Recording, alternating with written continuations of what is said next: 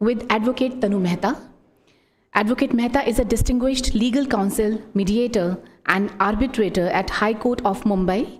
She is also the chairperson of the Committee for Mediation and Conciliation, Bombay Chamber of Commerce, Mumbai. She is one of India's foremost voices in mediation, known for her ability to bring fairness and ethical balance to conflict resolution. Ma'am, please come on stage. Thank you so much.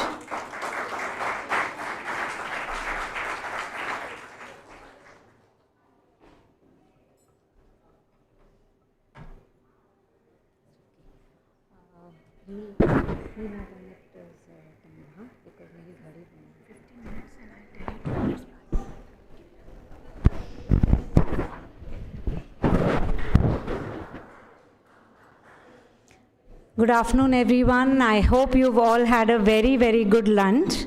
And my task is to keep you awake after this lunch. And therefore, we mentioned provocation here, because the basic idea is to provoke you into thinking and not make you sleepy. So a quick little session from our side. I hope you'll enjoy it. And I think I would like to make it interactive. Interaction depends on you whether you answer it. I'm going to ask a lot of questions. So if we can start. You'll all have to look at the presentation. I'll follow that. And I think both the screens there and there's a screen here. If you cannot see it, please come forward.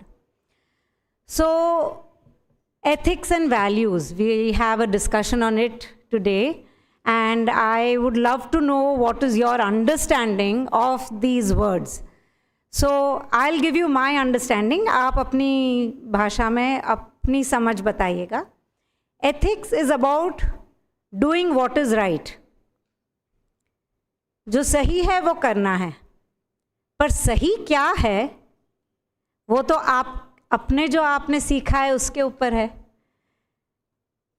So right and wrong is a very, very subjective matter. So for each of us, the ethic will always be what we have learned in our families, in our schools, in our surroundings, in our society, because that is what will create our internal ethic by which we follow our life. We'll go further. Value is about what is important to you. Again, it is based on your personal or societal norms. किसी के लिए value है कि मेरी family और मेरी prosperity बहुत ज़रूरी है. किसी के लिए वैल्यू है कि मेरी वजह से, मेरे ज़िंदा रहने से कोई तीसरे पर्सन को फ़र्क पड़ना चाहिए. किसी और की कोई और वैल्यू है. It will always depend on what is your priority, because everything else will be deprioritized. If my value is really to take care of my family, then everything else can become secondary. Because if my family is is a family which I need to raise, which we have come from very difficult circumstances, then I may compromise on a lot of ethics that you think are important. Corruption, working in a limited sense, everything. Because for me, what is important to keep my job? For example, many people say, "Arey, this person is not working well. उसको इतनी power मिली है, वो इतने government job में पूरा काम नहीं कर रहा है." If I am that person, I may be thinking my whole program, my whole focus is कि भाई every month I have to take a salary home. That is my first reason for being in the job. Second, third reason is चलो job में अगर कुछ काम है जो मैं कर सकती हूँ मैं कर लूँगी. So value systems are very, very personal also. And again, each one of us can be at a different age, a different time, different situation to have different values. So I'm just going to give a little example and I want you all to tell me what that is. Giving these two options. Ethics क्या था, value क्या था. Next slide please. So let's check our concepts. I prefer to drink, can you all read it? I prefer to drink water from a glass bottle. यहाँ सामने glass bottles रखी हुई हैं. or my personal flask. I don't prefer to drink water from plastic bottles. Is this a value or an ethic? और जिससे कहना है please अपना हाथ उठाइए या खड़े हो जाइए. नहीं, आप बताइए क्या है, वैल्यू है या एथिक है ये? खड़े होके बताइए. कौन बोलेगा? हाँ, क्यों वैल्यू है? It's your personal choice. For somebody it could be different, though it can also come under ethics, because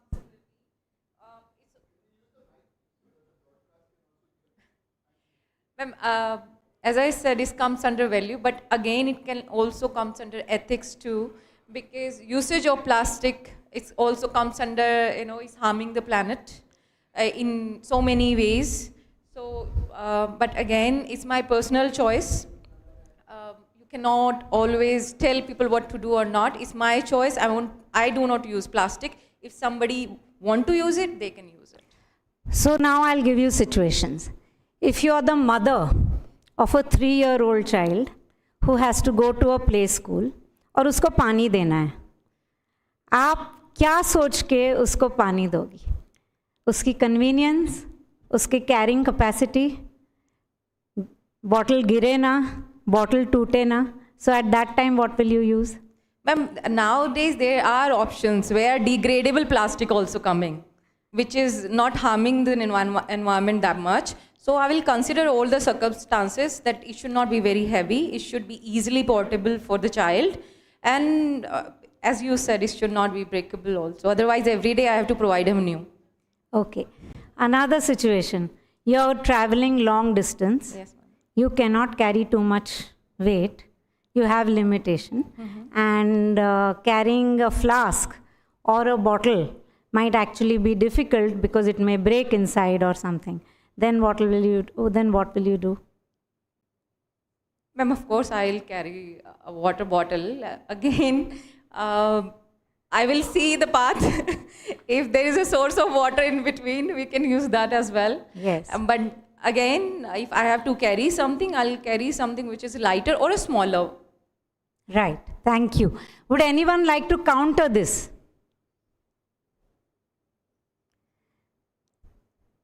Okay. So basically, we will change also according to our circumstance, our situation, and values will also change according to material available.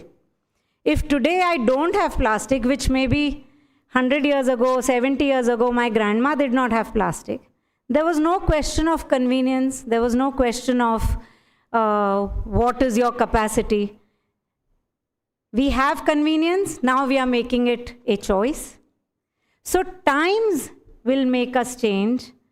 Our situation makes us change. I may not be able to afford continuously having very nice bottles because bottles tend to break.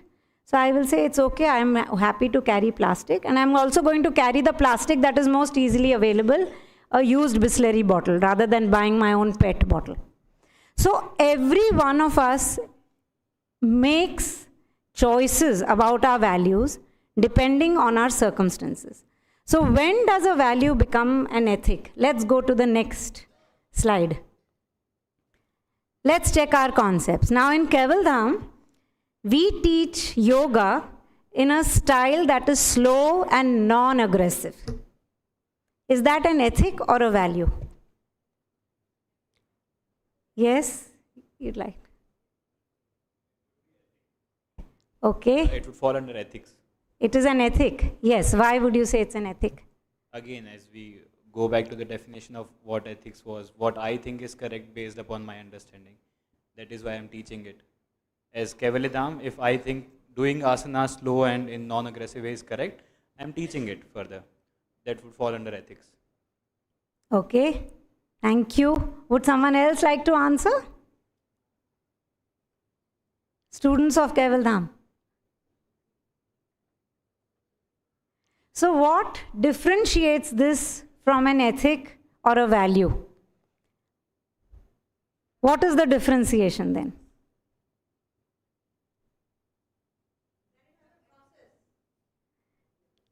What has a process? Value has a process? Stand up and say. Ethic has processes because there are do's and don'ts, and there are, what you want to do, how you want to do, and they have a framework for it. I would like to... And because an organization has a framework, employees, and when I say employees, students of Kevaldham or staff of Kevaldham or even outside, people abide by it, and that becomes their natural self eventually. All right. Thank you. So what you're saying, would anyone like to say?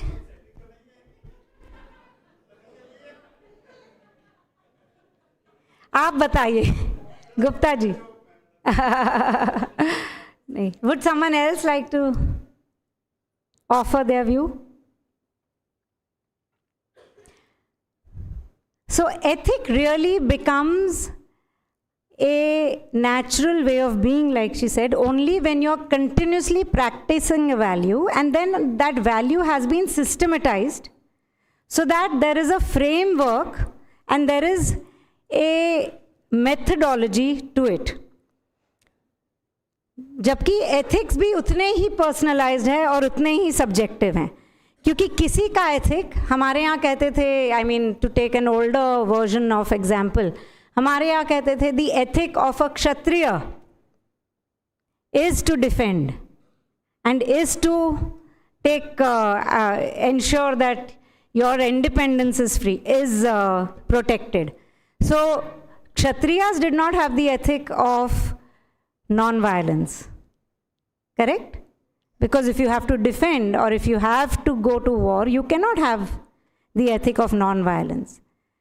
But who had the ethic of non-violence? And when you have an ethic of non-violence, how does it apply to other things that may be part and parcel of your life? So ethical decisions are taken only within a certain frameworks. If you were to take ethics of what, for example, we are now seeing, like let's say, the Constitution of US, for example, says one of their goals is the pursuit of happiness. Most of us feel it's the pursuit of happiness, but I don't think many of our constitutions say that my goal is pursuit of happiness, right? And for that pursuit, what is compromisable, what is not compromisable? We say it's under law, but that's not a necessity. What is compromisable, what is not compromisable comes very much from your own personal ethic. आप क्या give up कर लोगे to pursue happiness, and what are you ready to take from others to pursue your happiness? So, like in the morning session, it's a very, very subjective area, and we all have to be very careful and conscious of taking decisions all the time. Next slide, please. And let me know when the time is over. So just as we decided, as we discussed earlier, how many of you think non-violence is an ethic or a value? Where would you place non-violence? Is it a value or an ethic? Raise your hands if you want to answer. Yes.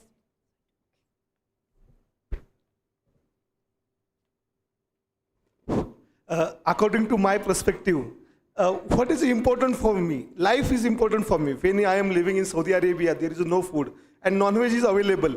Then life is important for me. If I live, then I can able to see this world.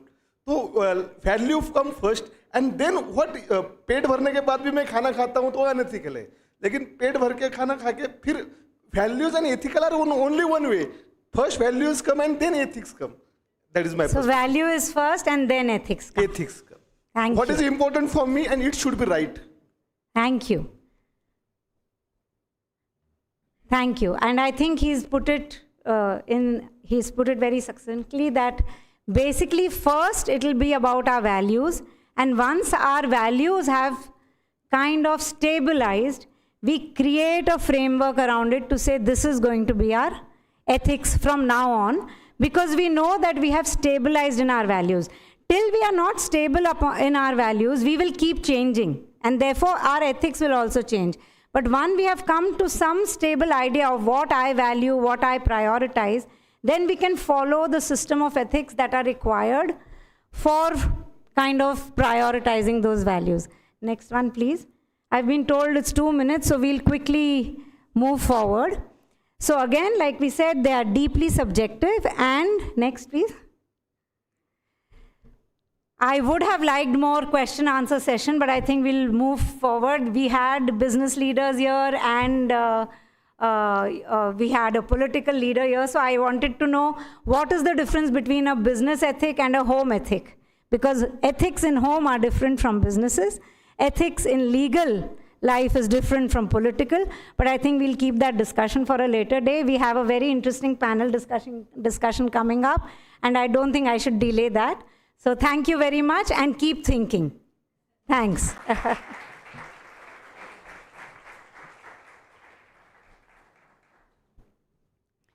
Thank you so much, Advocate Tanu Mehta.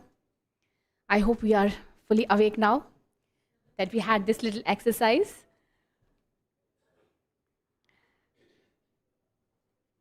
Let us now move on to the last panel discussion scheduled for today. The theme is integrating values into education and society.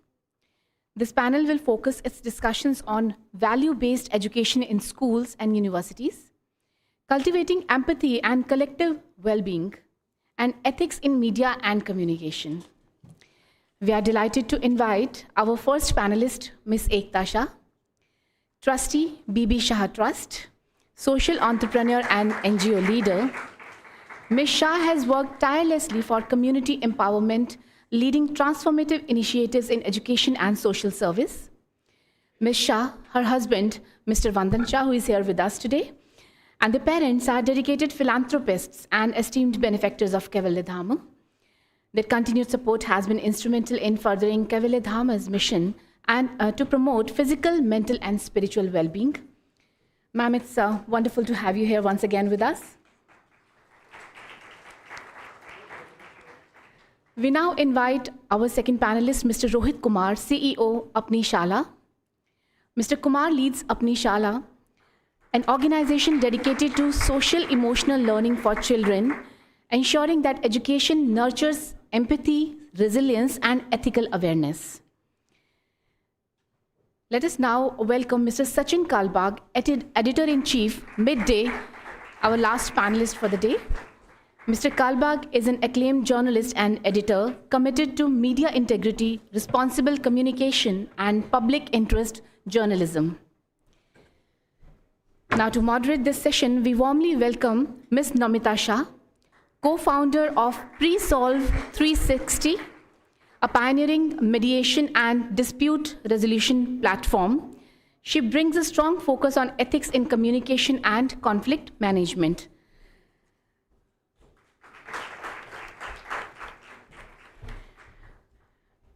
For the felicitation of our esteemed panelists and the panel moderator, we please request Dr. R.S. Bhogal, Joint Director Research at Kaivalya Dhama, to kindly do the honors.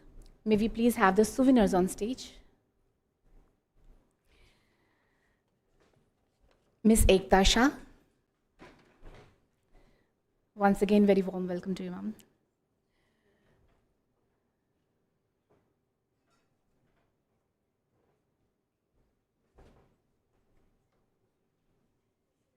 Can we have a round of applause? Thank you.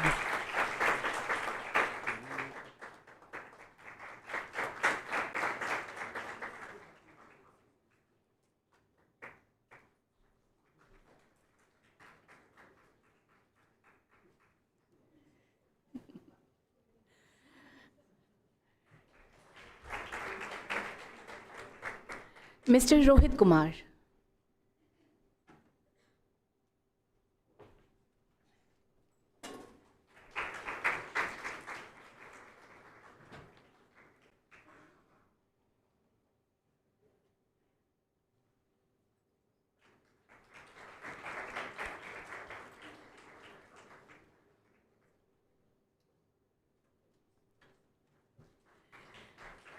Mr. Sachin Kalbag.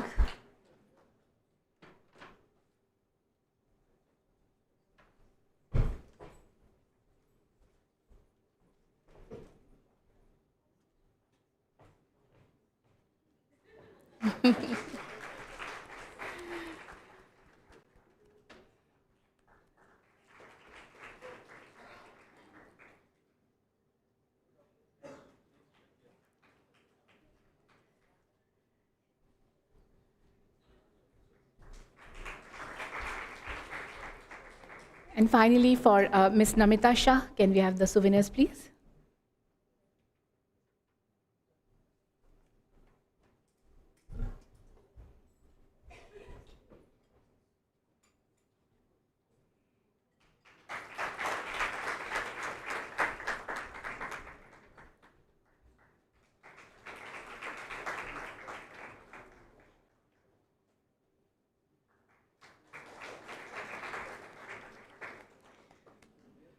The reason we are giving away these yoga mats is that once you leave from Kaivalya Dham, the very next day, you're on your yoga mats, and do not forget us. Thank you so much, Bogal sir. Thank you, everybody. Ms. Namita Shah, over to you. Thank you.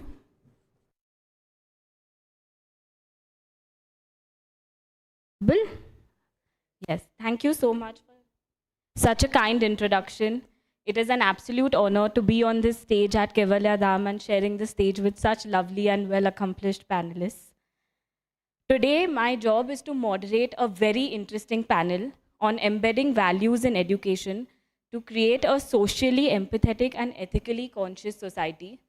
I know these are too many words, we'll break them all down. But before we delve into that, एक question मेरे mind में आता है और एक reflection भी. But ये question आप सबके लिए है दैट आप जब आपके स्कूल के बारे में सोचते हैं या अभी आप सब जब यूनिवर्सिटीज़ में है तो आपको सबसे ज़्यादा क्या याद आता है? वो इक्वेशन जो कभी ब्लैक बोर्ड पे हुआ करता था, या वो टीचर्स जिन्होंने आपको मोटिवेट किया, वो कोई प्रॉब्लम जो आप शायद सॉल्व कर पाए या ना कर पाए एग्ज़ाम में, या वो दोस्ती जिसने हमेशा आपका साथ दिया? जब मैं मेरे जर्नी के बारे में सोचती हूँ, I am very clear, I remember the teachers, I remember the friendships, I remember those moments. I remember all that more than I remember the laws that I studied and more than I remember the taxes that I studied. आज वही दोस्ती यारी मेरे co-founders है जो भी यहाँ भी मौजूद है, आज भी मुझे उतना ही सपोर्ट करते हैं और साथ में हमने एक जर्नी ली है to build something for the country. और मेरी टीचर मिस तनु मेहता जो भी यहाँ पे है, आज वही हमें मेंटोर करती है और मेरे लिए वो सबसे ज़्यादा महत्वपूर्ण है. एंड मेरे लिए that is because education isn't only about what we know, but it is about who we become in the process. And that is what we are here to explore today, how we embed values in education and build a society for everybody that is inclusive, that is empathetic, that is ethical, and that has a living conscience. आज हम 3 themes के बारे में बात करेंगे. How schools and universities can make value-based education a true reality. How we can truly cultivate empathy and collective well-being as a society, जो सिर्फ एक buzzword नहीं, but it becomes a way of life. And finally, आज एक hyper-connected world में जो हम जीते हैं, हम ethics, media और communication में कैसे ला सकते हैं? आज मीडिया हमारे नैरेटिव्स शेप करती है probably almost as much if not more as our schools and universities do. So how do we ensure that those also imbibe these very values that we want to bring in our educational system? And to help unlock each of these powerful themes, we have a wonderful panel with us today. And I'm going to delve right into the first topic, which is value-based education. But पहले एक सवाल वापस सबसे कि आज colleges और schools में value education नाम का तो एक सब्जेक्ट है, बट क्या वो काफ़ी है? That is the question.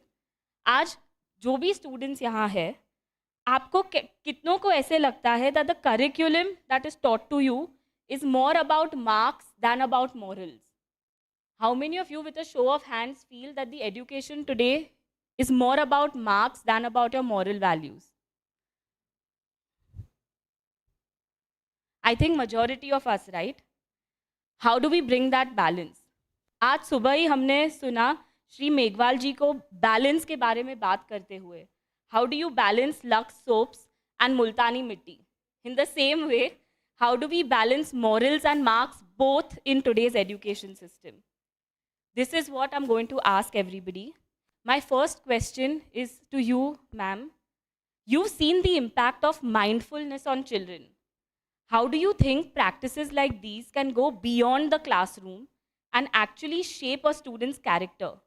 And how can they imbibe this in their daily lives, in all stages of their life, even after they move out of schools and colleges? So maybe I'll start in the reverse order. How can they bring it in the daily lives? So if I tell all of you to just close your eyes and think of one person that comes to your mind right now, who you really like or like the most. For most of us, it may be a person we don't even know what marks did he have in life. He'll be someone जिसने कभी हमारी कुछ ऐसे मदद की होगी जब हम तकलीफ में थे और हमें निकाला होगा, या जब हम बहुत खुश थे वो अवेलेबल था हमारे साथ सुनने के लिए और हमारी खुशी बांटने के लिए. So how can we get it in real life? I would feel every family should encourage children and the youth to give time to people to just listen, hear. कुछ सुने बिना जज किए, कुछ सुने बिना मन में एक आंसर बनाए. बस वो सुनने का टाइम से मुझे लगता है कि एम्पैथी बहुत इंक्रीज हो सकती है. How do we bring it in the classrooms? I'm a big fan of Japan as a country which got crime इतना कम. एक दूसरे को हेल्प हमने देखा सुनामी में वो कैसे निकले. They have a elementary education system called Dotoku. उसमें वो एक नॉर्मल टॉपिक को डिस्कस करते हैं. कैसे कि एक स्टोरी है which will finally lead you to कि किसी का वॉलेट खो गया और किसी ने उठा लिया. लेट्स से मैंने एक वॉलेट उठा लिया. अब वो क्लास डिस्कस कर रहा है, दिस इज़ एलिमेंट्री, तो ये बच्चे हैं और वो डिस्कस कर रहे हैं कि अब ये वॉलेट किसी ने उठा लिया है तो दो क्वेश्चंस हैं, इस वॉलेट का क्या करें, और एक और क्वेश्चन है जिसका खोया उसको क्या लग रहा है. सो हर जने ने एक अलग आंसर दिया. उससे सबका मन खुला कि there is no right answer. Teacher जो बोलती है वो एक अथॉरिटी से आता है, वो एक एथिकल सिस्टम होता है, पर हमारे वैल्यू कब बनते हैं जब हम अपनाते हैं किसी भी चीज़ को. सो अगर मैंने कुछ आंसर दिया कि मैं वो वॉलेट पुलिस को दे दूंगी, वो मेरा एक सिस्टम बन जाएगा. वो मैं वॉलेट क्योंकि मुझे नीड है, मैंने पैसा थोड़ा रख लिया, वॉलेट दे दिया, वो मेरा वैल्यू सिस्टम बन जाएगा. बट बिकॉज हर जने ने अलग आंसर दिया, क्लास बहुत ओपन हो जाती है. Second part of the question is equally important. जिसने खोया, what about that person who lost the wallet? So when you discuss something that you've not gone through and you hear people with different viewpoints, your mind opens up. So these small stories that could be shared, whether from mythology or from different countries, I feel would really encourage and bring ethics and values back into the personality. No, that is very practical, listening without judging and living through others' experiences. Not only for students, I think for all of us present here becomes a very important life skill. And as we heard that 7 out of 10 skills in Google, as Sir was saying, today involves life skills. We start now with skills like these that make us ready for tomorrow. On that note, my next question is to you, Mr. Rohit, which is that you worked with government schools where resources are anyway limited. In that, how do you bring values into systems that are already limited in resources and stretched thin? And how do you ensure for all schools and universities that teachers themselves don't burn out?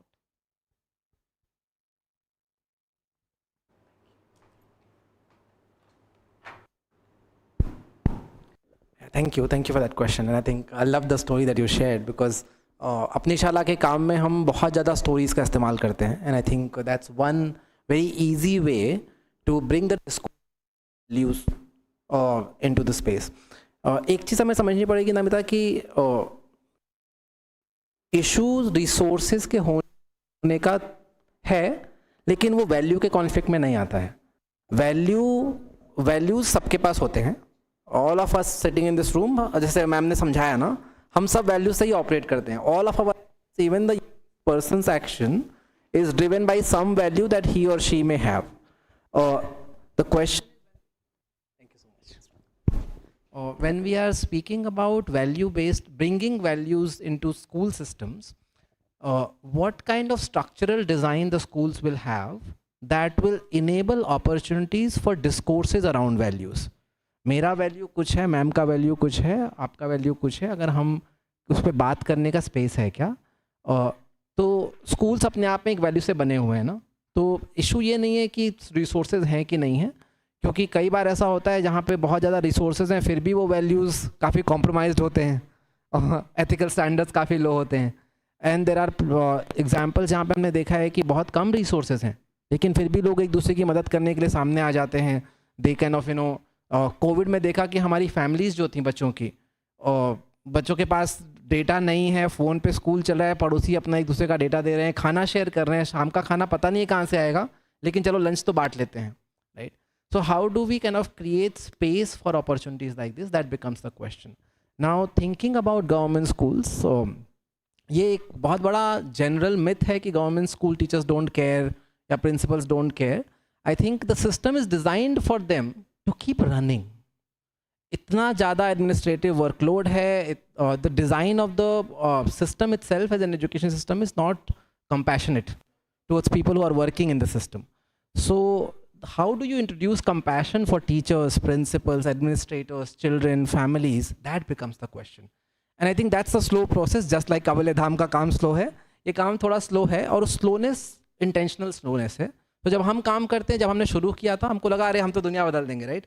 We went to चलो teacher training करते हैं, आ जाओ सारे teachers बैठ जाते हैं, आपको कुछ सिखाएंगे. And we like they would come in to the room because the administrative officer has asked them to, but they're not really listening to us. That's when it kind of hit us that we really need to be there as first understand the system. And वो करने में I think सबसे बड़ा shift ये हुआ कि हमारा approach काफ़ी बदल गया कि हम टीचर्स के साथ ट्रेनिंग नहीं करते, हम टीचर्स के साथ उनकी एजुकेशनल जर्नी का हिस्सा बनते हैं. तो सबसे पहले ट्रेनिंग में ये पूछ पाना कि आप कैसे हो, आपका दिन कैसा चल रहा है, खाना खाया कि नहीं. अब हमारी ट्रेनिंग का रूप नहीं होती. कई बार हम स्टाफ रूम में बैठ कर उनके साथ खाना खाते हैं, वहीं पे मेंटल हेल्थ की बात हो जाती है. अच्छा चल क्या रहा है, मेंटल हेल्थ आप जानते हैं होता क्या है. So how do we make it accessible and available in the ecosystem that already exists, rather than trying to impose a certain kind of structure into a system which gets into the conflict? क्योंकि समय सब और बॉम्बे जैसे शहर में सब लोग ही भाग रहे हैं, राइट? तो उसमें फिर समय की मारामारी और ज़्यादा हो जाती है. So how do we navigate the space? I think वो रिश्ता बनाने का टाइम किसी भी इंस्टीट्यूशन को होना चाहिए. And I think that's the approach we kind of take into our work. Did I respond to your question? Yes, absolutely. The idea here is for everybody to reflect that not having resources is not an excuse for your own value systems and your own ethics systems. जहाँ है जितना है वहीं से ये journey की शुरुआत सबके लिए होती है. And the other reason I specifically asked this question is for all our students here to understand that teachers also are overburdened. It's a journey of teaching that is a two-way street. It is not that a teacher teaches, it is also that a student makes a teacher. So this was just to ensure that that messaging is also out there. And thank you for all the important elements that you touched upon. With that, I move on to the next question for Mr. Sachin, which is if we think about ethics in education, it's not just for students, but also for institutions. How do you think universities can create cultures and design, as Mr. Rohit was mentioning, where values aren't a chapter in a book, but it's the air that everybody breathes? And what role can media play here to further bring out this message to everybody in the general public? So it's easy to erect a building. It's really difficult to create an institution. So Mumbai is a classic example of how there are a lot of buildings around, and yet it's really difficult to create an institution because an institution is not based on just 1 year of performance. It's a legacy that you build, and those legacies are built on the platform of values and ethics. Besides, of course, the way we do our business on a day-to-day basis. Now, what is the media's role is not to just highlight, oh, what is wrong with the roads in the city, or what is wrong with the buildings in the city, or what is wrong with the institutions in the city. It is to essentially highlight where are the gaps where you find that there is a chasm between values and ethics, because we discussed this in the first session. Tanu elaborated on that. Values lead to an ethical behavior of an institution. Those values need to be institutionalized in that organization, and only then can it further down the the years and the generations to come. So great institutions have always been built around those platforms. So the media is not there to merely look at things and say, oh, this is wrong or that is wrong. We are, at least in the case of the newspaper that I work for, we work with the organizations, bureaucrats, CEOs, etc., to find out what can be done to correct as a measure to help the society at large, of course, but also to the people who are customers, users of that particular institution. So just to give an example, we highlight what is wrong with, let's say, the Mumbai University. And there are lots of things that are wrong with the Mumbai University. But what we also do is, can we reach out to experts and give solutions to those issues and problems? So it's not just about highlighting that on day one. We actually have created something called, and I don't want to create a plug out here for my newspaper, but something called a midday impact. So what we do is we work on a story, we work on something that is wrong in society or an institution, etc. We go back to experts and say, we're not letting it go with just highlighting what is wrong. On day 2, day 3, day 4, etc., and that is where real journalism kicks in, is can we bring experts into the picture and say, can we make this institution better? Can we make the road better? Can we make the railways better, etc.? As we entered the hall, I just got a call from one of our reporters who said, yesterday we wrote about how the Western Railway and the Central Railway had created a mega block on Sunday. And this is exactly the time when there's a Maratha agitation going on in the city, and the whole city came to a standstill yesterday. And based on our report, the railways, as of 1 hour ago, announced that they're canceling the mega block so that people can travel from one end of the city to the other. Now, this is not something that we do just to highlight, oh, this is something wrong. There's an impact to it, and we go back to it. I think the media's role is to partner with organizations, and apart from just highlighting what is wrong, partner them in making things right.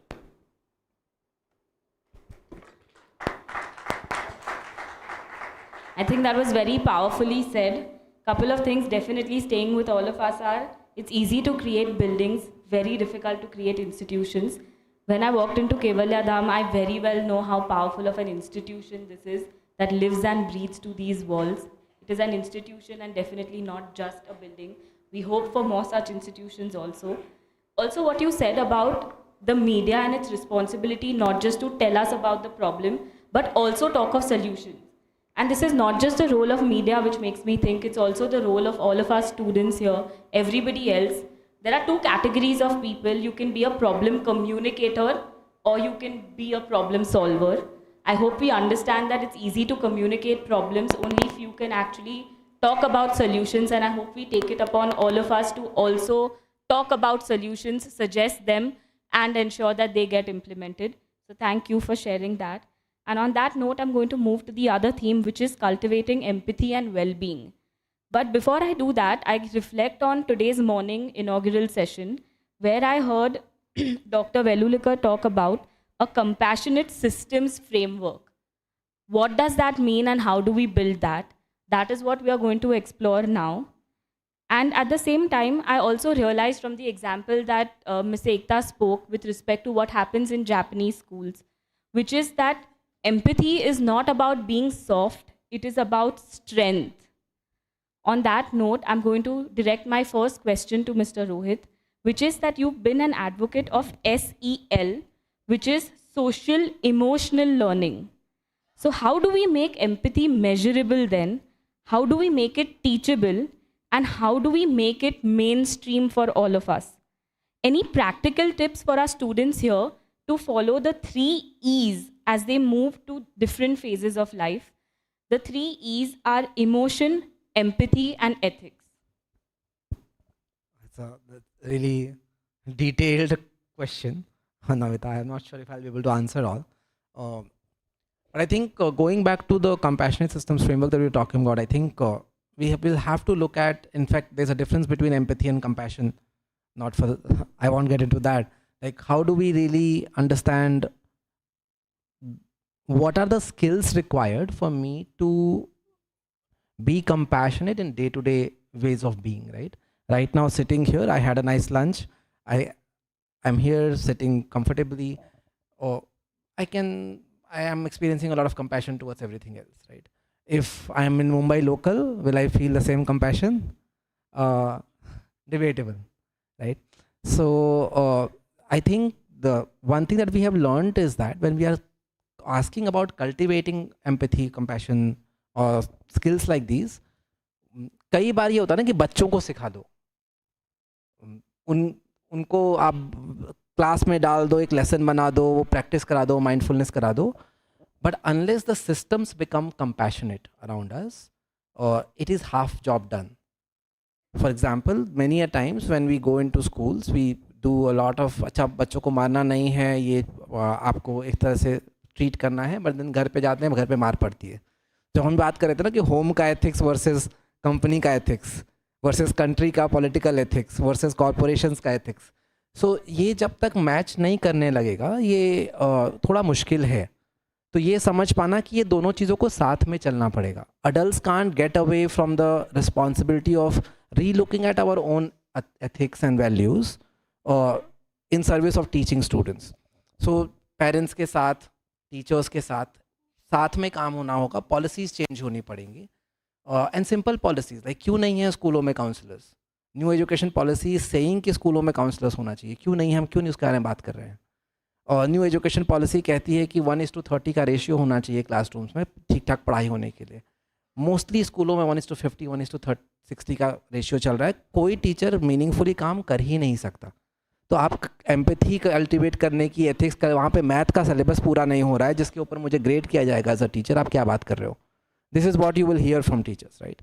So how do we think about these systemic solutions rather than programmatic solutions is the key for us. Anyone here, like if a policy making में आप हो ना, तो ये समझ पाना बहुत ज़रूरी है कि बच्चों के साथ एक सेशन कर देना, हाँ उसका अपना एक इम्पैक्ट है, वो होगा, लेकिन जब तक अडल्ट ये रिस्पॉन्सिबिलिटी नहीं लेंगे कि वो उनकी भी लर्निंग जर्नी चलती रहनी चाहिए, तो थोड़ा मुश्किल है और अनफेयर है स्टूडेंट्स के ऊपर.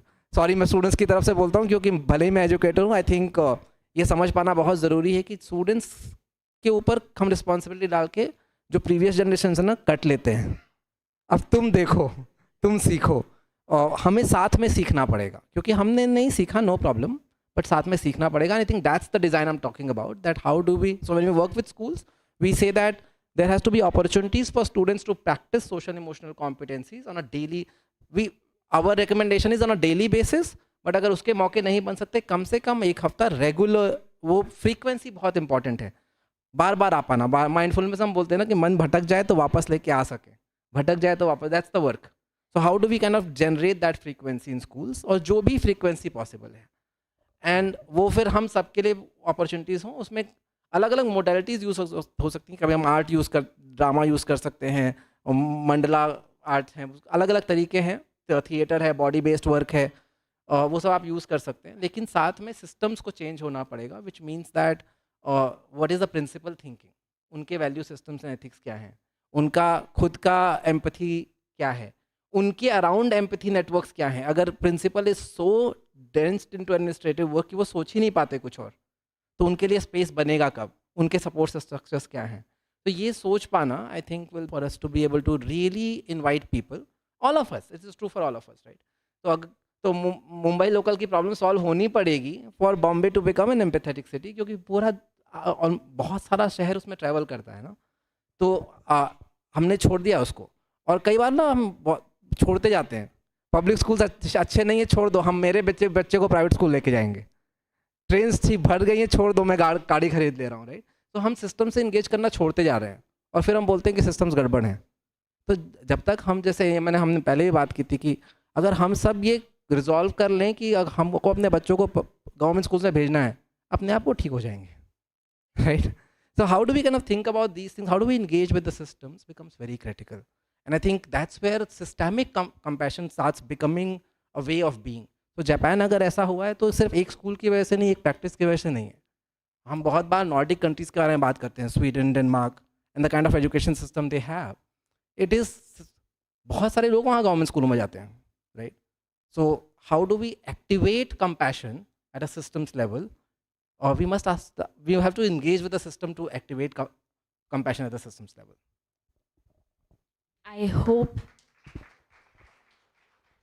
I truly hope कि आपने जो बोला reaches every single education policy person in the country and every single school administration.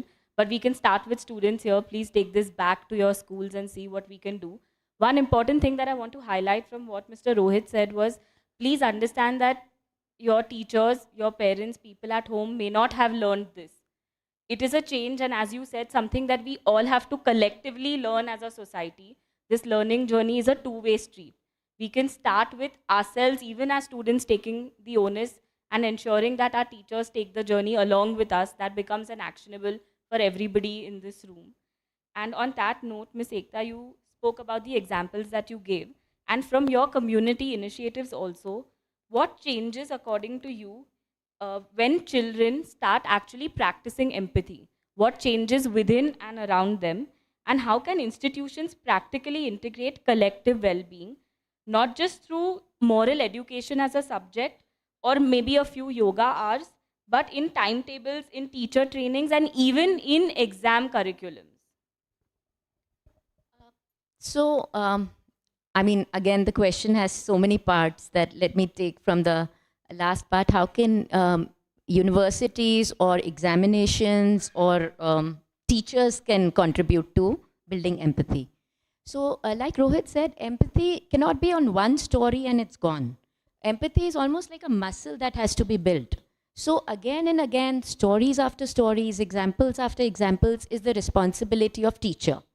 हमारे माइथोलॉजी में युधिष्ठिर का बहुत अच्छा एग्जाम्पल है जो लोगों को कनेक्ट करता है. जब द्रोणाचार्य उनके अगेंस्ट आए, आर्मी के अगेंस्ट, और उनको अनाउंस करने बोला कृष्ण ने कि अश्वत्थामा मारा गया, बोलना पड़ेगा.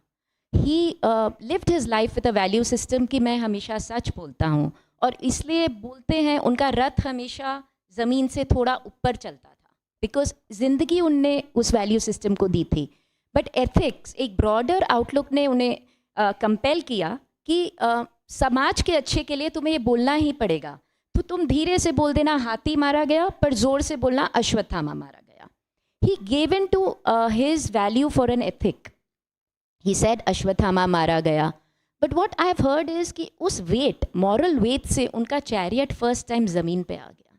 सो you know these kind of stories which are there in Indian mythology, or maybe a Finland system where I think in Helsinki or one city, the college did an experiment on media and democracy.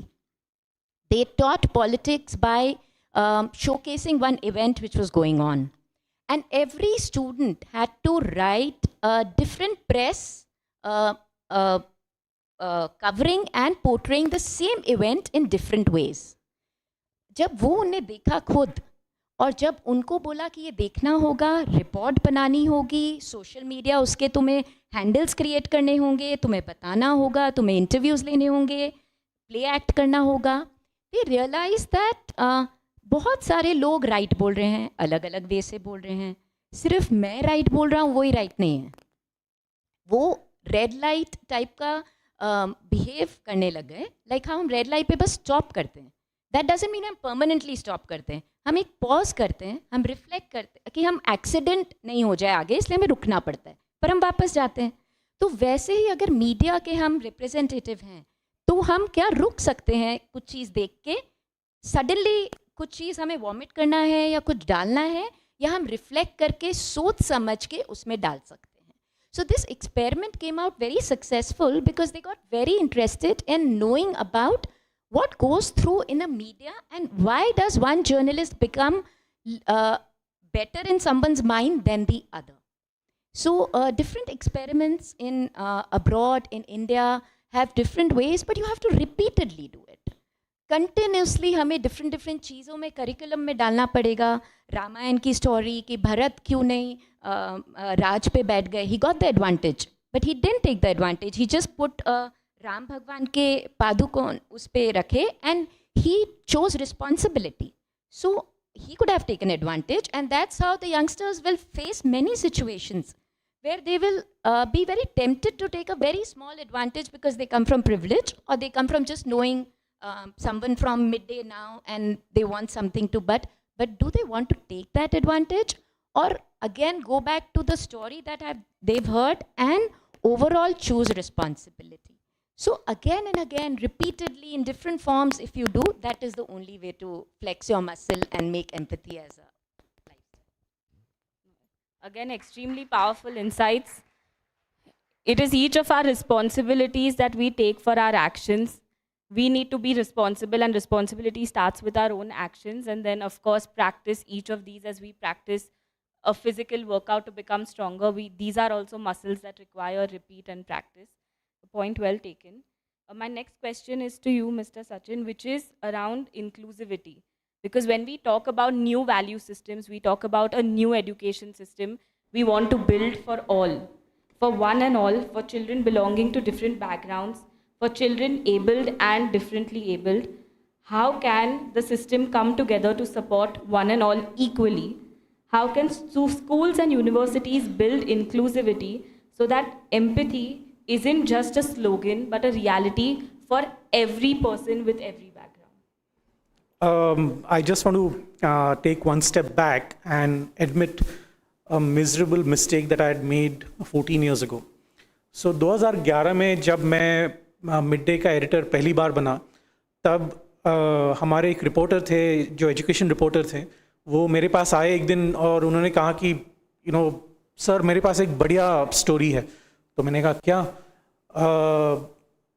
Mankhurd में और गोवंडी में एक ऐसा 2 schools हैं जहाँ पर वहाँ के प्रिंसिपल जो हैं कि अपने बच्चों को, स्टूडेंट्स को कह रहे हैं कि अपनी साफ सफाई खुद करो, और सारे जो स्कूल का जो प्रेमाइसेस हैं उनको झाड़ू लगाओ, पोता मारो वगैरह वगैरह कह रहे हैं, और मेरे पास उसके फ़ोटोज़ भी हैं. तो मैंने कहा अच्छी स्टोरी है, चलाते हैं. We put it on the front page, and it was one of the worst mistakes of my journalistic career because I didn't understand. I understood from a position of privilege that how can a school make its children work like quote unquote servants, that you go and clean the school premises. And the next day I had the opportunity to speak to the principals of both the schools, और उन्होंने मुझे समझाया कि ये आप जो media वाले कहते हैं हमेशा कि फिनलैंड से सीखो, जापान से सीखो, स्वीडन से सीखो वगैरह, तो मैंने जापान से सीख लिया था. ये जापान में 100 साल से चल रहा है कि बच्चों को सिखाया जाता है कि अपना जो कूड़ा है वो खुद साफ करें. वहाँ पे कोई जैनिटर्स वगैरह ऐसा स्पेशली कोई आते नहीं है. इसलिए आपने देखा होगा कि हर वर्ल्ड कप मैच के बाद जापानीज फैंस जो हैं वो स्टेडियम क्लीन करते हैं, जो दूसरे लोग कूड़ा डाल के जाते हैं वो भी क्लीन करते हैं, है ना. तो ये उनके वैल्यूज़ में इतना बैठ गया कि it's become a national ethic. And I almost had tears in my eyes. I said I did a great disrespect to the city of Mumbai, to journalism, by saying that I had a very narrow-minded point of view of thinking that students can be converted into quote-unquote servants. As a coincidence, 6 महीने पहले जब मैं वापस mid day का 1 साल पहले जब mid day का एडिटर फिर से बना, और 6 महीने पहले दूसरी एक एजुकेशन रिपोर्टर मेरे पास आई, वही स्कूल, और ये नई रिपोर्टर थी, मतलब उसको पहले पता नहीं था कि ये बैकग्राउंड क्या है. वही रिपोर्टर आई और वही इस बार उन्होंने कहा कि मैंने मोबाइल से शूट किया है वगैरह वगैरह. And these teachers are making the students sweep the floors and mop the floors and also. I said, now go and do a positive story. I said, go and learn the Japanese education system where the exact same thing is happening. I said, 14 साल में कुछ तो मैं सीख लिया, है ना. So that happened. So I'm saying that the discussion around here, not only about the technical aspects of education which convert themselves into values and ethics, but I think there are various stories to be told. और हम लोग जो सीखते हैं ना बचपन में कहानियों से, अपने नाना नानी से, अपने दादा दादी से, वो हमें याद रहते हैं. अगर मैं यहाँ पे 300 लोग हैं, उनको पूछूं कि कल टाइम्स ऑफ इंडिया के फ्रंट पेज पे कौन सा हेडलाइन था, किसी को याद नहीं रहेगा। लेकिन हम 3 साल के जब बच्चे थे तब नाना नानी से स्टोरी सुनते थे, एसप्स फेबल्स पढ़ते थे, पंचतंत्र पढ़ते थे, टिंकल मैगजीन पढ़ते थे, वो सारी कहानियां आपको याद हैं। क्यों? Because those stories reflected not only an educational value to you but also said that in an entertaining way. Now, through years and decades, people have tried to make policy to improve education. New education policy आया 1970s में एक policy आया था, Macaulay के policies हम 200 साल से चला रहे हैं. So all of those combined has not increased, or we don't say, I can't say the word increase, but we see a distinct lack of values of children. The mistake that I made when I was 40 years old, when I saw that school, was not because when I was 40 years old I learned something. It was because when I was in school I didn't understand what empathy was. I didn't understand what. So to come back to your question of inclusivity and empathy in school education and even in corporate life, there are 3-4 things that we distinctly lack. Or it is not just for in my personal case. आप कोई भी organisation को देखिए, चाहे cast representation हो, religious representation हो, gender representation हो, it is always skewed in some way or the other, right?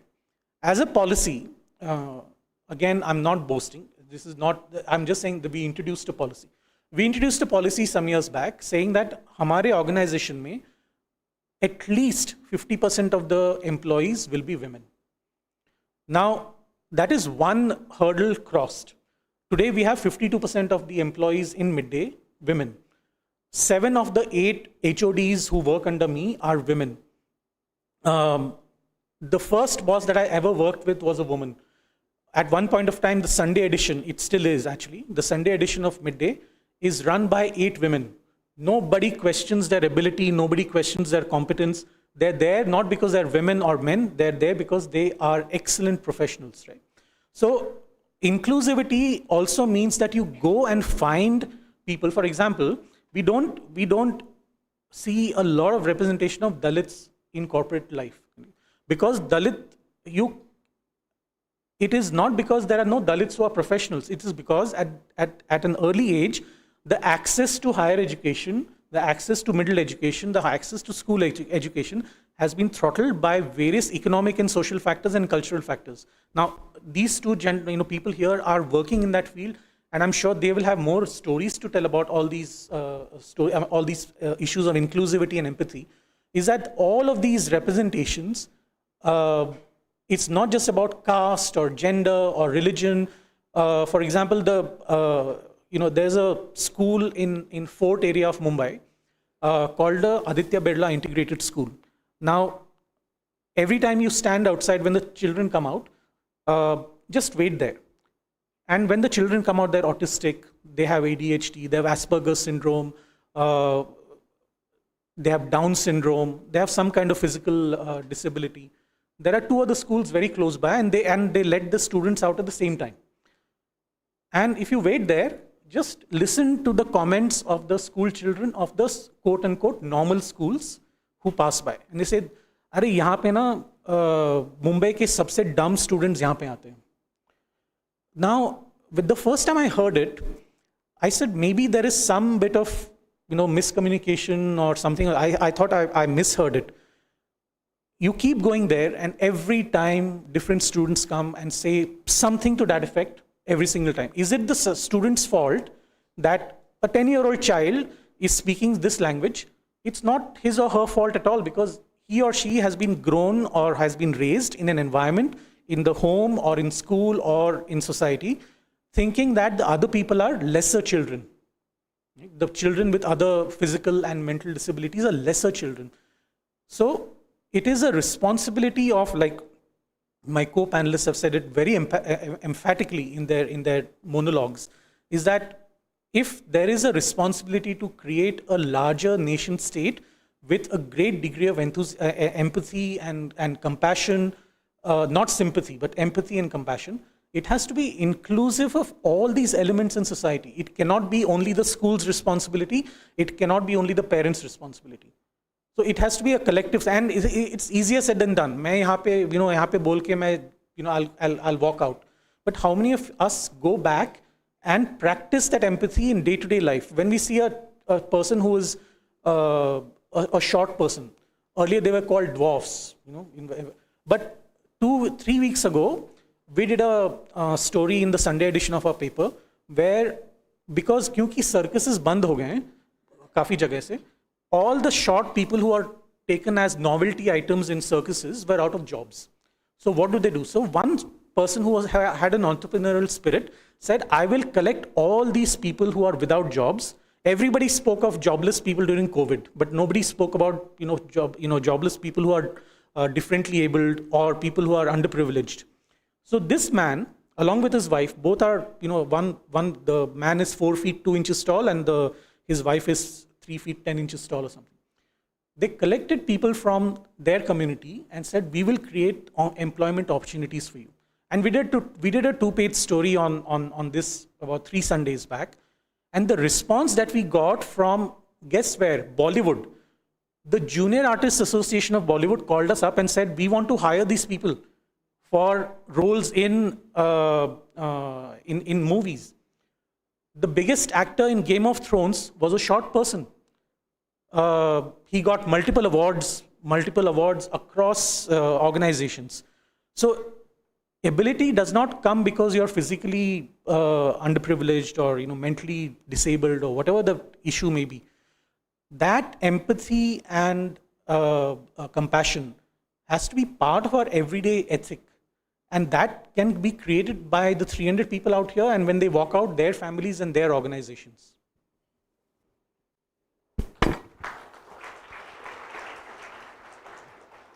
I think we all bear the responsibility to one statement that I'm going to make after what you said. When we celebrate Swamiji's 150th birthday, I hope we don't have to talk about inclusivity being a problem in India, because our design and each of us would have solved it by then.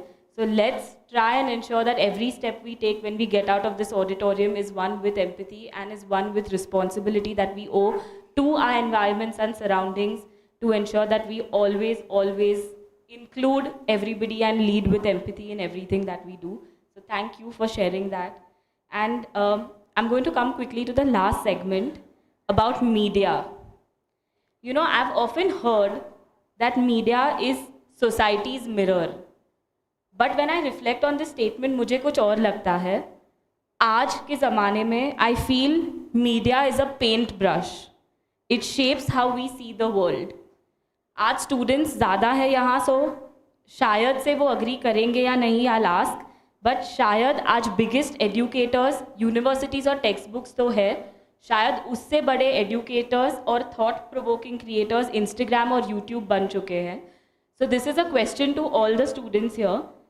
Do you believe social media builds empathy or kills it? Anyone who thinks social media builds empathy more than who kills it? Nobody thinks social media builds empathy. I'm assuming then people think that social media kills empathy more than it builds it. We have one person, everybody else, your thought processes, kills it. Anyone who thinks social media builds it?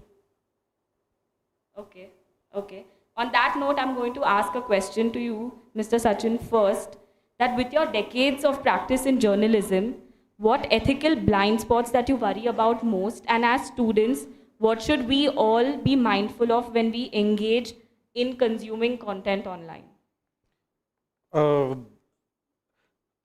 Media is such a bad term these days, but I want to start off the answer by saying one thing. We need to differentiate media, which is essentially information, from journalism, which is a practice of bringing change in society. Right? It's media is the medium in which you are getting the information. Journalism is something that impacts society, impacts our lives, impacts our culture, etc. So people have often said that journalism is the first draft of history. And the reason that journalists, you say that, media is, it's like a mirror to society. And people, kind of disagreed with some part of the fact that, empathy, it kills empathy, etc. The reason that it's a mirror is because, what you see is exactly the opposite of what you are, right? I mean, left becomes right and right becomes left. So in a mirror, you'll never see the, when you lift your right hand, you'll see the left hand being lifted in the mirror. That's how the relationship between society and media is. So in 2011, my wife and I stopped watching television news. It's been 14 years. Our marriage is stronger. My sanity is still preserved. And a lot of issues that come with the anger that is developed because of, and for good or for bad, a large percentage of our population, our viewers, think that television is media. Whereas media encompasses all that we see as bits of information and hopefully wisdom as well, right? So if you look at the building of media institutions in India, all of them happened, all the major ones happened before independence. All the major ones. Why? Because again, there was a nationalistic fervor to building media institutions. There was a purpose to the media, right? Is there a purpose to the media now? If I ask that question here now, I doubt whether I don't want to assume things, but is there a purpose to the media today? I don't know how many people will raise their hands. Honestly, right? It's like I stopped watching television in 2011. I only watch comedies and live sports, right? There is nothing else that we watch at home. And today, frankly, stand-up comics are better philosophers and journalists than journalists themselves, right? And I don't mean it, and I don't mean it as sarcasm. It is true. Journalism is practiced by stand-up comics more, cartoonists more today than actual journalists. And I'm a journalist. Yeah? So to come back to what you were asking now, if media, like I said in my first answer, if media participates in the building of the nation, so to speak, nation building is a very philosophical, large term which none of us understands. Everyone says we should build a nation, but then we jump red signals, right? So that's how it is. So our nation building is for others, nation building is not for us. So the media's participation in that process has to be purposeful, it has to be meaningful. That purpose comes from day-to-day practices of values that then become an ethic of sorts for that newspaper organization or television or radio station or even social media, YouTubers, Instagrammers, etc. I disagreed when you asked, does social media kill empathy? Everybody said, or most people said yes. I actually felt that if I follow the right people on Twitter, Instagram, and YouTube, etc., my empathy and my compassion has actually gone up. My understanding of the world as a larger ecosystem has actually gone up. I would not have been introduced to some of the greatest minds on earth if Twitter was not there. Twitter today has become what it is right now, but the fact is that when Twitter started, it had a purpose to it. It has it had a meaning to it. And that meaning has somewhere gotten, lost, yeah, diluted. Yeah. So that issue is the real cause of the distrust between society and the media. The technical algorithm is actually running your social media. The people who are doing actual good work on social media, you'll probably not even see. And there are hundreds and hundreds of research papers done by leading universities all over the world which say that the reason that social media algorithms push hateful content is because it gives them greater engagement, and that's why they get greater revenue. Elon Musk did not invest $44 billion just because he had $44 billion to spare. He did it because he wanted to have a political purpose to the Twitter platform. The reason that Meta is doing what it is with Facebook and Instagram is because there is a political reason for it. Not just because Zuckerberg wants to make the world a good place. Jeff Bezos bought over Washington Post, and for the first time in the history of the Washington Post last year, he stopped his own editorial people from endorsing presidential candidates because he thought that they will endorse Kamala Harris over Donald Trump.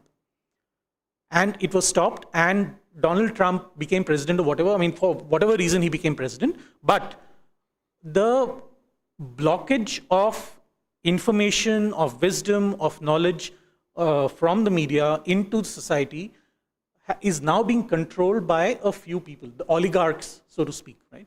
And this has been historically the case in the 1800s, 1700s, 1800s, 1900s. This is all industrialists were owners of media. In India also, there is a cross ownership of organizations. So the media owner is not just the media owner.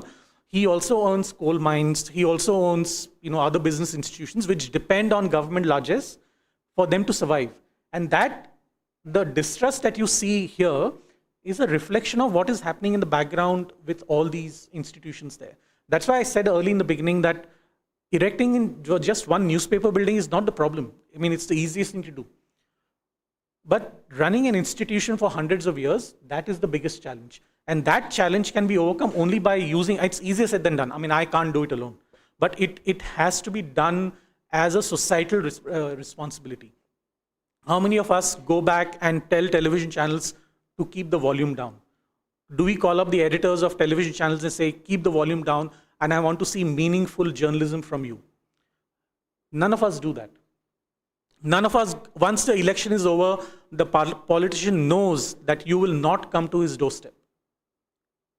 And his responsibility ends at that point. Before the elections, all of you see that they will canvass and they'll come home and they'll beg for your votes. Once it's over, you don't see them.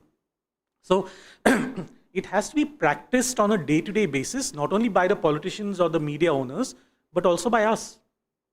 Have you questioned your editor? Have you questioned your politician? I think that is a real challenge.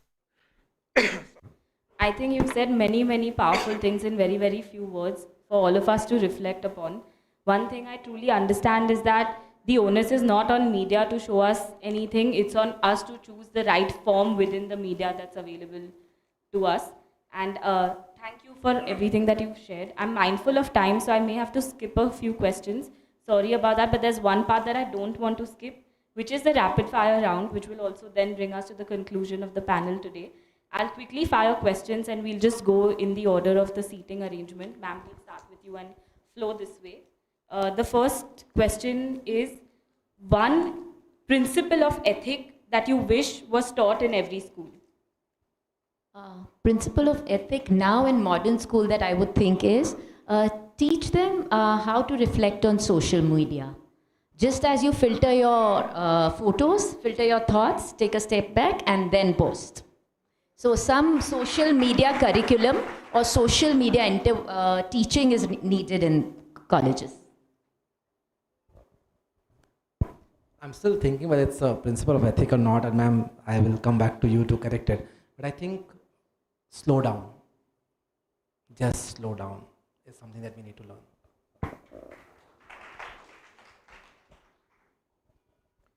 I go back to my favorite topic, which is compassion and inclusivity.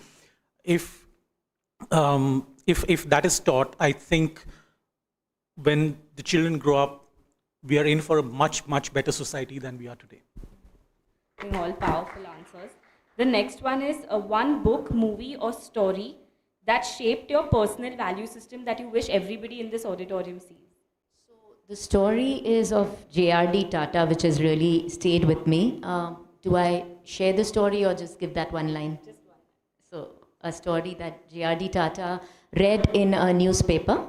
A physically handicapped child, a person wrote that I am differently abled and I want to go to JJ School of Arts. If someone could kindly help me.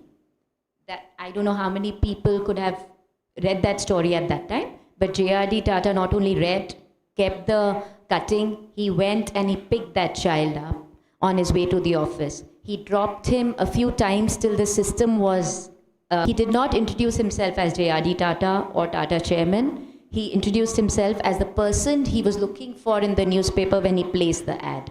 So that has really stayed with me for empathy and humility. Oh, I think there's this movie, it's a very new, there's many movies, I watched a lot of cinema. There's a movie called Kapoor and Sons. It's a beautiful movie to just understand empathy in the house. बहुत कुछ चल रहा है घर में हमारे.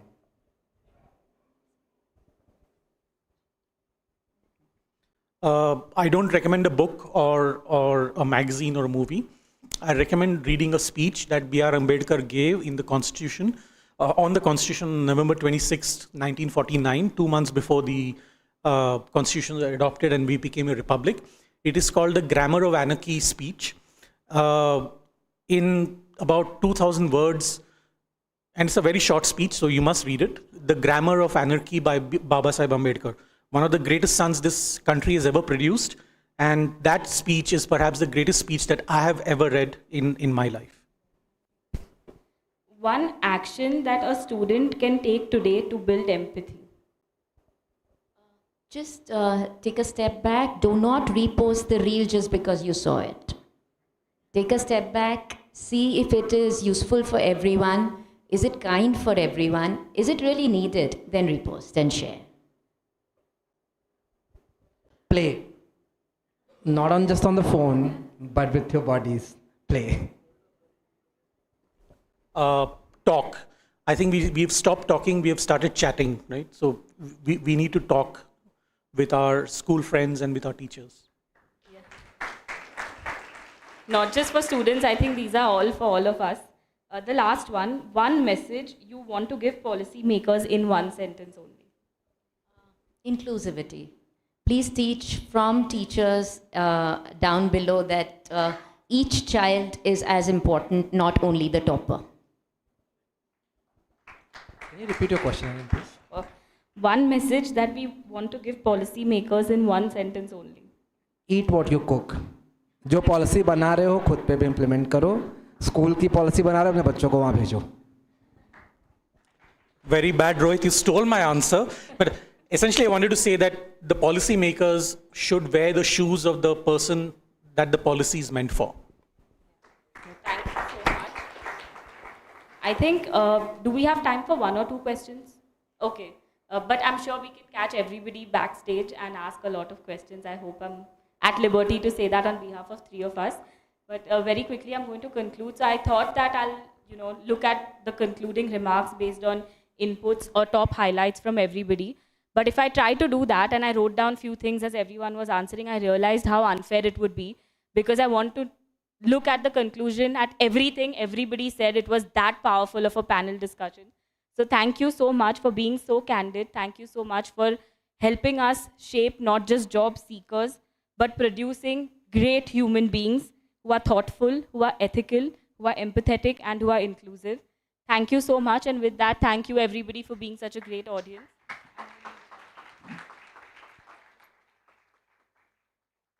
Thank you, Ms. Namita Shah. And just one thing here, I'm being biased probably because I'm a student here too. We have missed out one very, very basic yet and critical thing that we should do to have values and ethics integrated in our lives. Do yoga. If you have time, spend some time in Kaivalya Dhama. Most welcome, everybody. And we all should take something or the other from this extremely stimulating panel discussion. Wonderfully done. Thank you, Namita. Thank you, everybody. Thank you. You may please have your seats. Thank you.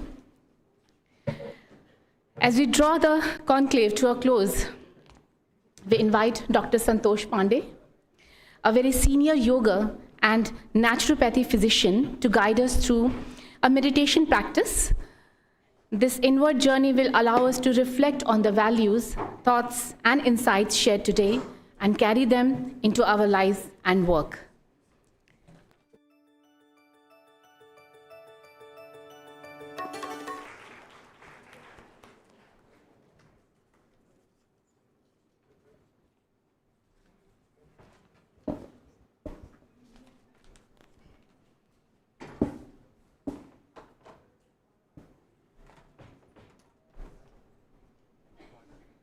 Namaskar to everyone. So I think from morning till It's now 4 o'clock. We all are tired. So let us do one small, short relaxation practice.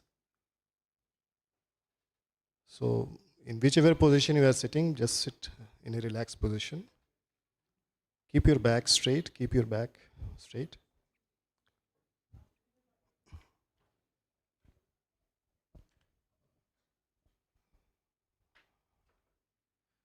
Now, very gently close your eyes. Just close your eyes.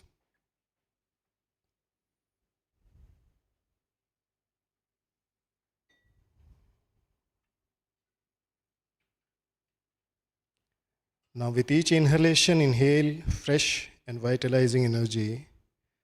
And with each exhalation, exhale diseased, used up energy outside your body.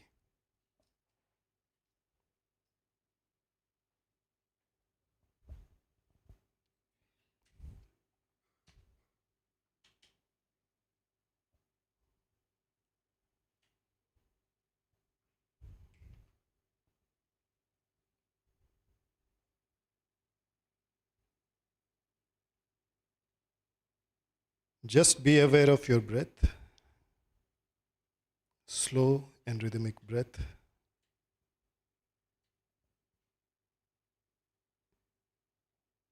Inhalation followed with slow exhalation. Just observe your breathing. Don't try to control your breathing. Just observe the way you are breathing right now.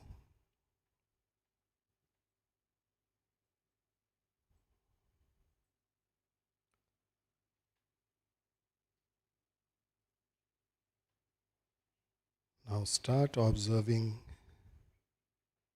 and focusing only on your exhalation. Just be aware of the point your exhalation starts till the point it ends.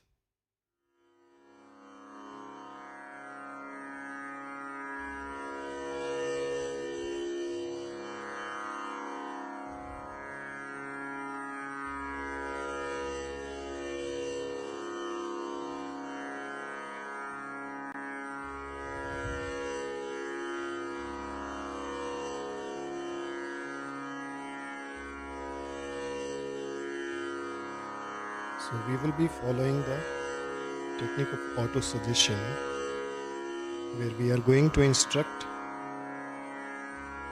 our own body parts to relax without moving that body part. So bring your awareness on your forehead. Become aware of your forehead and just observe your forehead. If there are any wrinkles on your forehead, just loosen the muscles of your forehead and relax your forehead.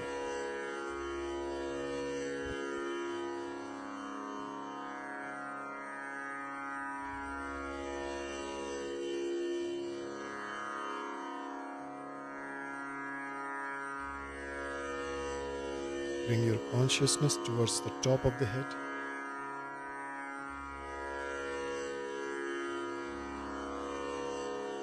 Try to become aware of any heaviness, any uneasiness in this area. Repeat mentally to yourself that I am relaxing my top of the head. And feel the relaxation flowing inside your top of the head.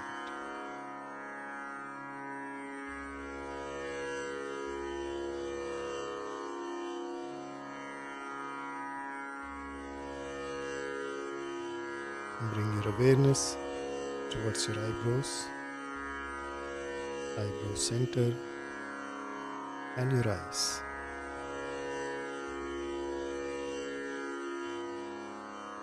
Gently start relaxing your eyebrows, eyebrow center, and eyes. Try to relax the orbit in which your eyes are placed.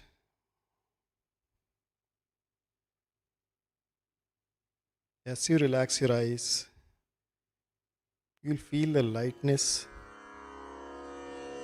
near your eyes and inside your forehead. Just give auto suggestion and relax your eyes.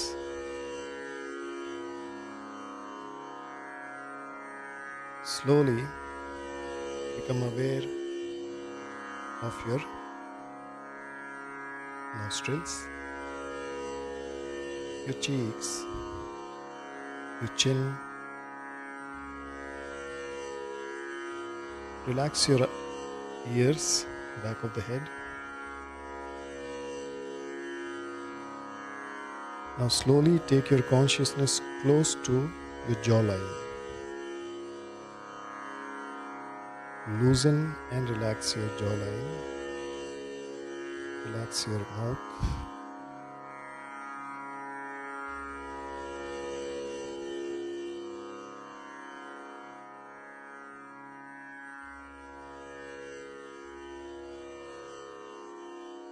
Now bring your awareness towards your right shoulder.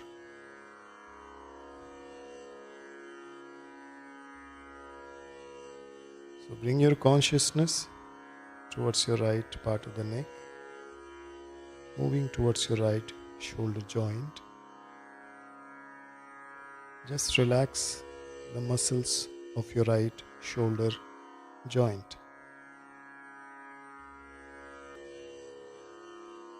Relax your left shoulder joint.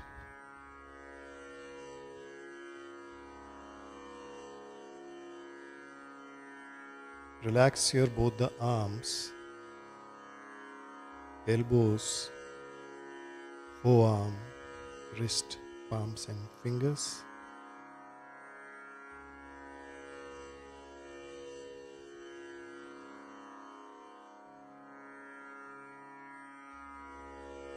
Give auto suggestion to your both the upper limbs and relax them.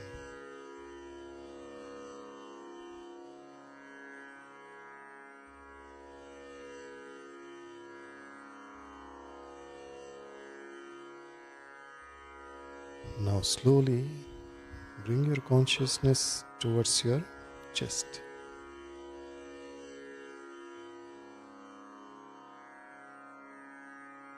With your closed eyes, observe the superficial area of your chest, the deep fascia, the intercostal muscles, rib cage, lungs, heart. Try to go deeper and deeper and relax each and every part of your chest.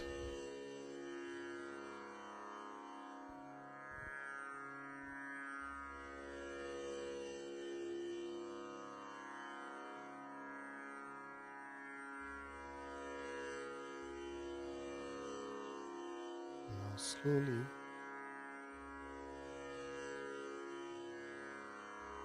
bring your consciousness towards your upper abdomen.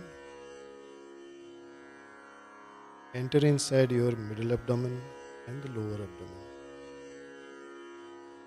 Start relaxing the superficial area. Enter inside the deep muscular area of your abdominal area and the deep internal visceral organs.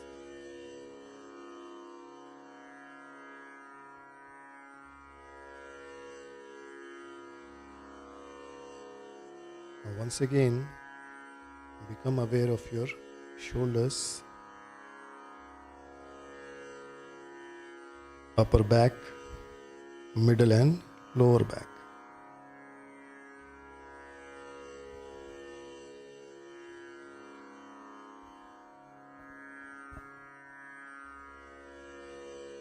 Relax your upper back, middle back and lower back.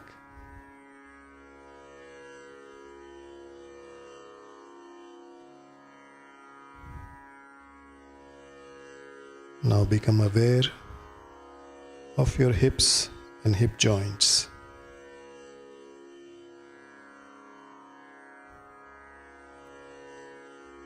Bring your awareness towards your thighs, all the compartments of your thighs, the upper thigh, back and both sides of your thighs.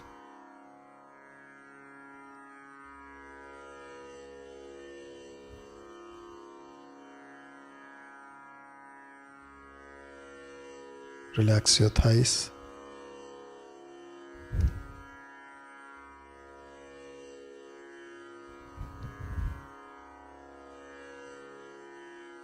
Bring your awareness towards your knee joints. Loosen and relax your kneecaps.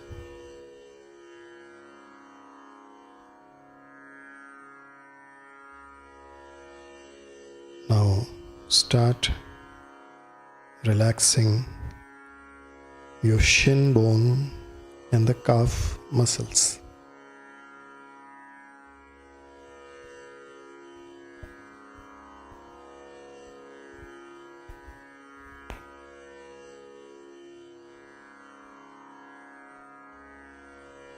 Loosen and relax your ankles, heels,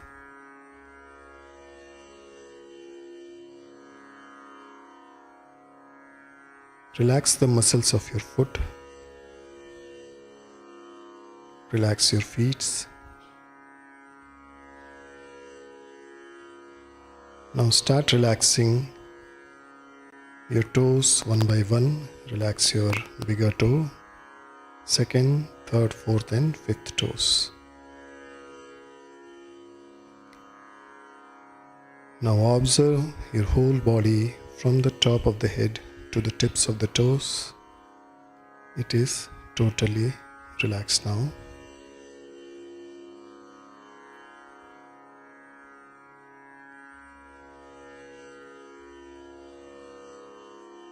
Bring your awareness once again at the center of your chest. Become aware of your chest, exactly the center of the chest, and visualize a beautiful golden flame at the center of your chest.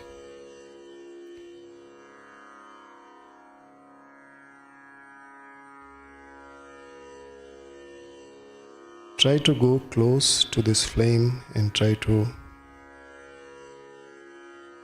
find out the texture, the warmth of this flame.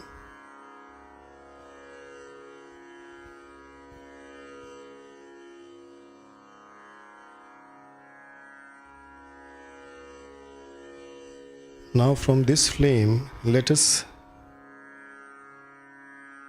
take our consciousness to some other zone of our lives,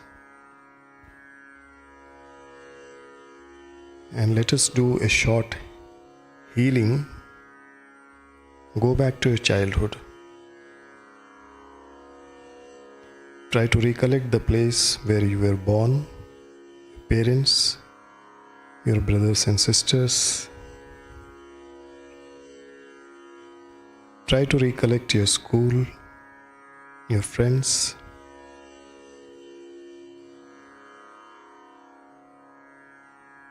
Try to recollect your college, your friends, your office, your colleagues. Try to recollect each and every individual from the childhood till today you have met.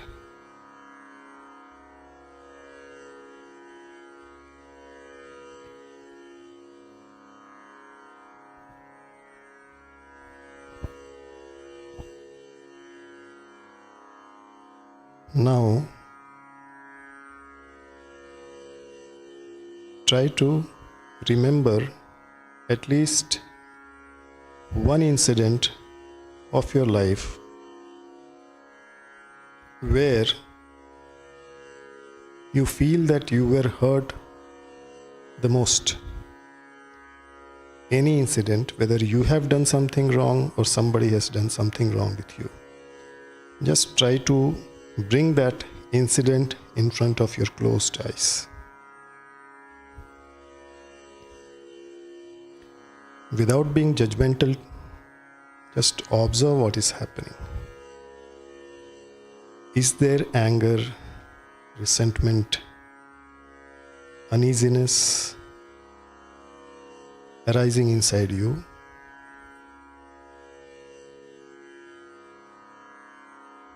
So let us disconnect all these negative energy cords today. Join your hands in Namaskar Mudra. Let us say a small prayer to the Supreme Divine Father. From today, I disconnect all my unnecessary energy cords from everyone.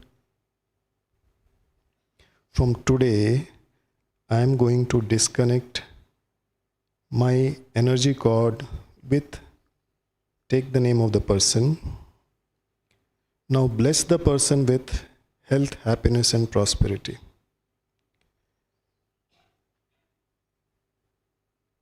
As you do this, even though something wrong has happened with you, you'll feel lightness. It will be very difficult to bless a person who has done something wrong with us.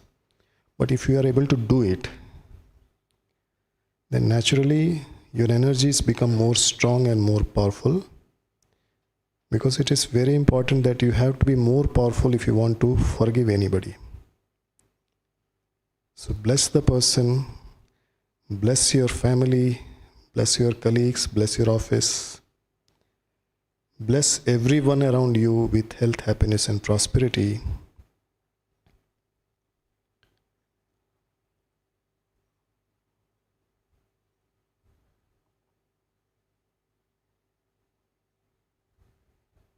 Now let us chant Shanti, Shanti, Shanti for 3 times and conclude the session.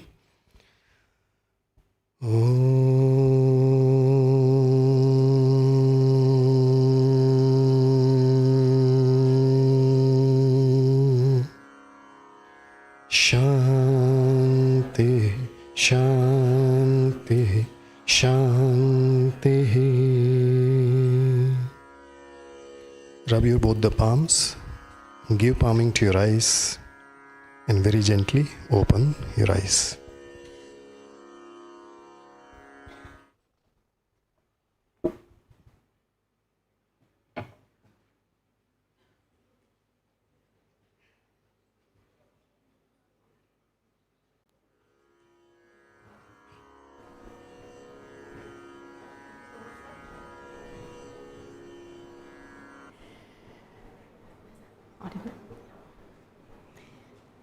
I hope you had a wonderful meditative session. We are closing the event now. So on behalf of Kaivalya Dhama, we extend our heartfelt thanks, gratitude to our honorable chief guest, revered dignitaries, speakers, panelists, and teachers and students who have come from the law school, all those people who have joined us online and as well as who are here in this hall, and the family members of Kaivalya Dhama. Thank you so much for coming to this conclave and making it a memorable one. As we officially conclude this conclave and step out of this hall, let us take a message with us that values and ethics are not just ideals to be admired, but principles to be lived in all aspects of our lives, including governance, education, business, and in our daily lives. Thank you so much. Dhanyavad.